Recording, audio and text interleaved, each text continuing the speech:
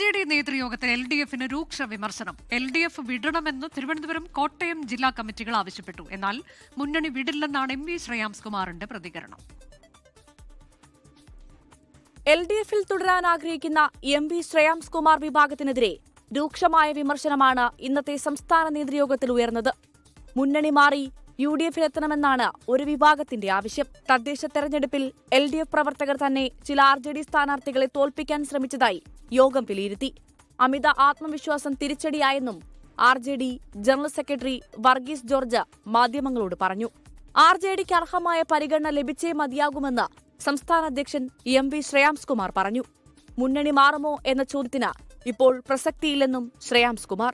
പാർട്ടിയുടെ നിലപാട് വളരെ ക്ലിയറാണ്. ഇടതുപക്ഷ മുന്നണിയോടൊപ്പം നിൽക്കുന്ന പാർട്ടിയാണ്.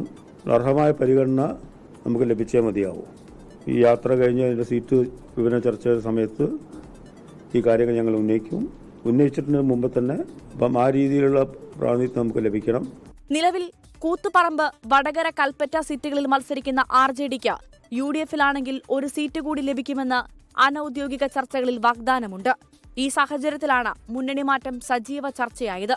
കോഴിക്കോട് കോർപ്പറേഷനിലെ മത്സരിച്ച 5 വാർഡുകളിൽ 4 പരാജയപ്പെടുത്തിയതിലും RJDയിലെ ഒരു വിഭാഗത്തിന് അമർഷമുണ്ട്.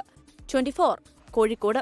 ലോകത്തെവിടെയായാലും ഏത് സമയത്തും 24 വാർത്തകളും ഓഗ്മെന്റഡ് റിയാലിറ്റി പാക്കേജുകളും എക്സ്പ്ലെയിനറുകളും വിശദമായി കാണാൻ ഞങ്ങളുടെ YouTube ചാനൽ നിങ്ങൾക്ക് സബ്സ്ക്രൈബ് ചെയ്യാം.